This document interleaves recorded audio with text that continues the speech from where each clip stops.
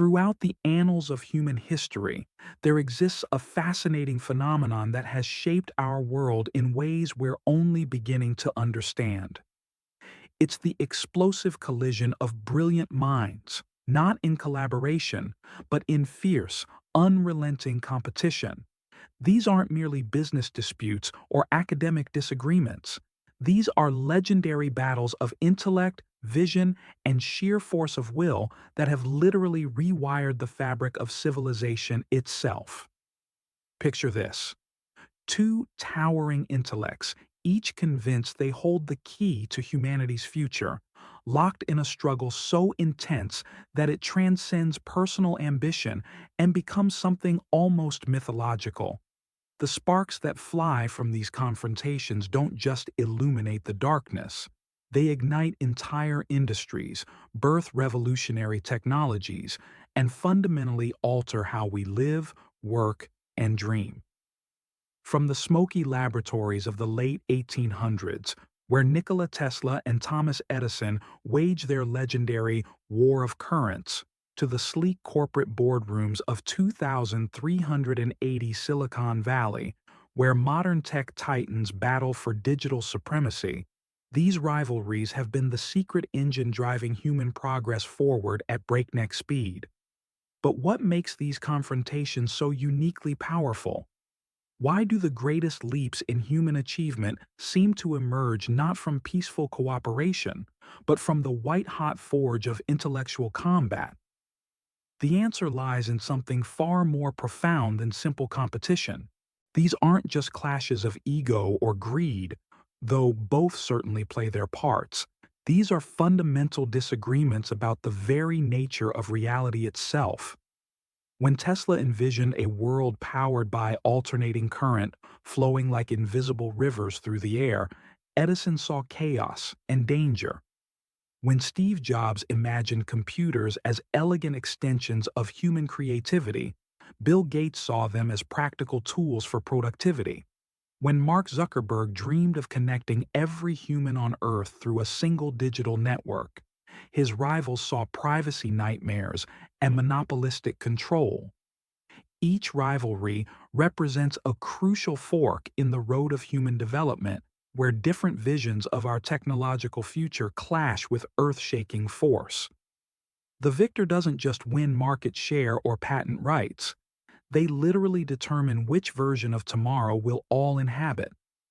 They decide whether we'll live in Tesla's wireless world or Edison's wired one, in Jobs' intuitive digital ecosystem or Gates's utilitarian computing landscape, in Zuckerberg's hyper-connected social universe, or his competitors' more fragmented digital realms.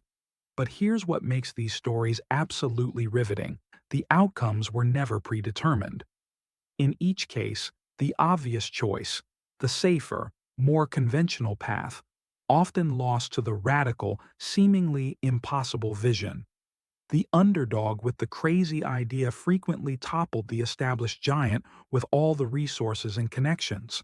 These battles prove that in the realm of genius-level innovation, raw intellectual firepower and unshakable conviction can overcome almost any obstacle. Today, we're witnessing these same forces playing out in real time across multiple fronts. Elon Musk challenges traditional automotive and space industries with his electric vehicles and reusable rockets. Jeff Bezos transforms retail and cloud computing while simultaneously pursuing his own space ambitions. The founders of Google, Facebook, Apple, and Microsoft continue their multi-dimensional chess game for control of artificial intelligence, virtual reality, and the very infrastructure of human communication. What we're about to explore together isn't just a collection of fascinating historical anecdotes. It's a masterclass in how revolutionary change actually happens. We'll uncover the hidden patterns that connect Tesla's laboratory experiments with today's smartphone wars, reveal the psychological forces that drive these titans to push beyond all reasonable limits, and discover how their personal vendettas have accidentally created the modern world we take for granted. Prepare yourself for a journey through the most consequential intellectual battles ever fought, conflicts where the weapons were patents and prototypes, where the battlefields were laboratories and boardrooms, and where the stakes were nothing less than the future of human civilization itself. Our journey begins in the gaslit streets of 1880s New York, where two men with radically different visions of electrical power were about to unleash a conflict so fierce it would literally illuminate the path to our modern world. This wasn't just a disagreement between colleagues. This was a philosophical war between two fundamentally opposed approaches to harnessing the very force of nature itself. On one side stood Thomas Alva Edison, America's beloved Wizard of Menlo Park, a practical inventor whose direct current electrical system was already beginning to flicker to life in the wealthy districts of Manhattan. Edison was methodical, business-savvy, and utterly convinced that his low-voltage DC power represented the safe, reliable future of electrical distribution. He had the backing of powerful financiers, a growing network of power stations, and the trust of a public still deeply suspicious of this mysterious new force called electricity. On the other side emerged Nikola Tesla, a brilliant Serbian immigrant whose mind operated on frequencies that seemed almost supernatural to his contemporaries. Tesla didn't just see electricity as a useful tool, he perceived it as a cosmic force that could be shaped, directed, and transmitted through space itself. His alternating current system promised to carry electrical power across vast distances with minimal loss, potentially bringing the benefits of electrification to every corner of the globe. But to Edison and his supporters, Tesla's high-voltage AC current represented nothing less than a deadly menace to public safety. The battle lines were drawn not just in technical specifications, but in fundamentally different philosophies about innovation itself. Edison embodied the American spirit of practical experimentation.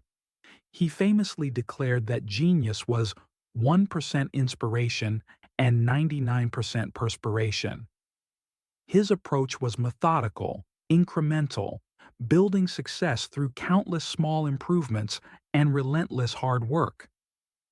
Edison's laboratories were factories of innovation, where teams of skilled technicians systematically tested thousands of materials to find the perfect filament for his incandescent bulb. Tesla, by contrast, represented the European tradition of theoretical brilliance and intuitive leaps.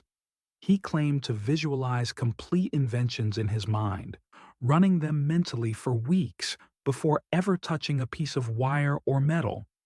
Where Edison saw electricity as a force to be carefully controlled and contained, Tesla envisioned it as an infinite ocean of energy that could be tapped and transmitted wirelessly across the planet. His notebooks read like a combination of advanced physics and mystical poetry, filled with diagrams of machines that seemed to defy the known laws of science. The conflict exploded into public consciousness during what history would remember as the War of Currents. Edison, sensing that Tesla's AC system threatened his growing electrical empire, launched what can only be described as history's first technological smear campaign. He staged gruesome public demonstrations where stray animals were electrocuted using AC current, attempting to prove that Tesla's system was inherently lethal.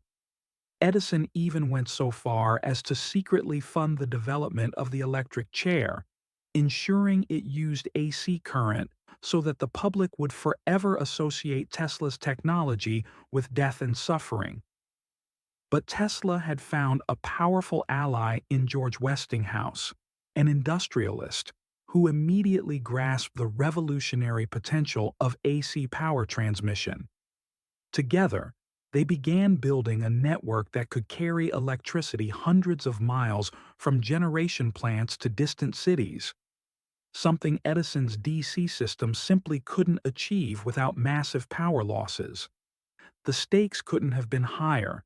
Whichever system prevailed would determine not just how America would be electrified, but how electrical power would spread across the entire world. The decisive moment came with the 1893 World's Columbian Exposition in Chicago, where Westinghouse and Tesla won the contract to illuminate the entire fair with AC power. For the first time in history, hundreds of thousands of people witnessed the night transformed into brilliant day by Tesla's alternating current system. The White City became a glowing testament to the power and safety of AC electricity, forever changing public perception and marking the beginning of Edison's defeat in this technological war. Yet even as Tesla's vision triumphed in the marketplace, both men paid enormous personal costs for their obsessive pursuit of electrical supremacy. Edison saw his General Electric company forced to abandon his beloved DC system, while Tesla, despite his technical victory, struggled with financial instability and increasing isolation as his ideas grew ever more radical and seemingly impossible. This first great rivalry of the modern age established a template that would echo through every subsequent battle of technological titans. The clash between practical incrementalism and visionary revolution, between business acumen and pure innovation, between the desire to control progress and the drive to unleash it upon the world.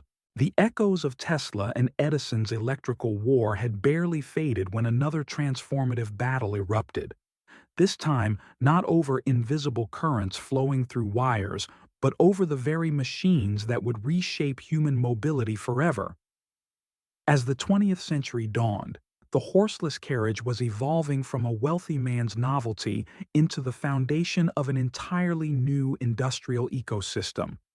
And at the heart of this automotive revolution stood two men whose conflicting visions would determine whether the automobile remained an exclusive luxury or became the democratic vehicle of the masses.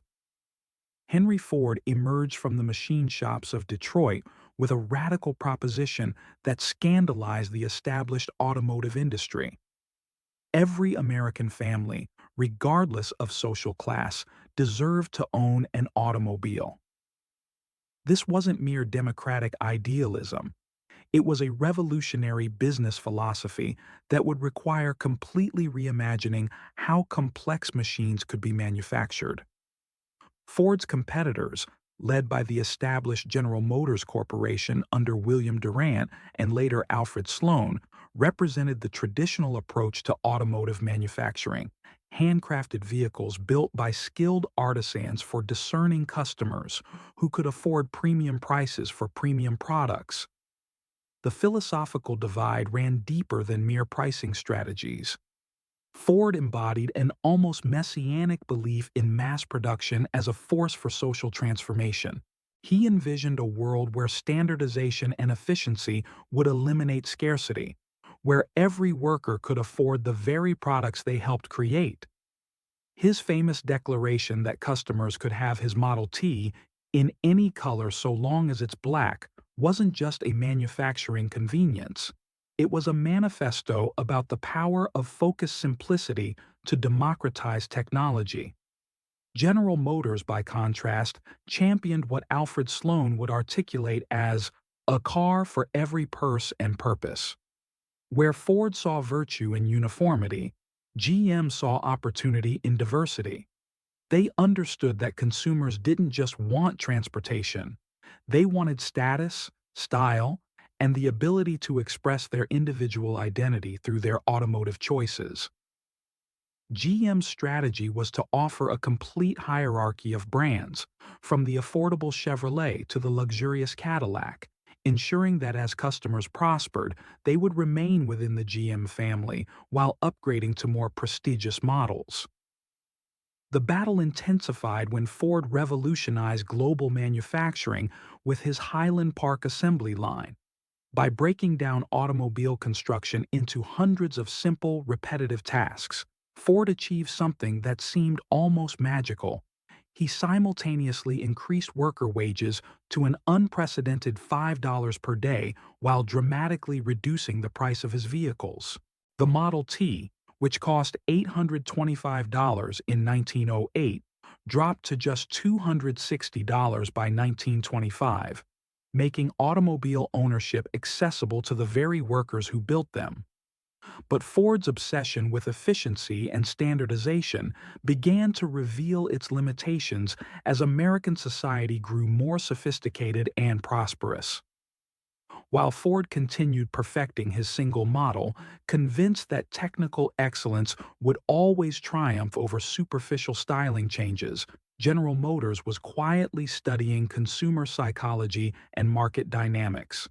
They pioneered planned obsolescence, introducing annual model changes that made last year's car seem outdated, and developed sophisticated financing programs that allowed customers to purchase vehicles they couldn't afford outright. The conflict reached its crescendo during the 1920s, when General Motors' multi-brand strategy began systematically dismantling Ford's market dominance. General Motors understood that the automobile had evolved beyond mere transportation to become a powerful symbol of personal success and social mobility. They invested heavily in styling, comfort features, and marketing campaigns that sold not just vehicles, but dreams of a more glamorous lifestyle. Ford's response revealed both his genius and his tragic limitations.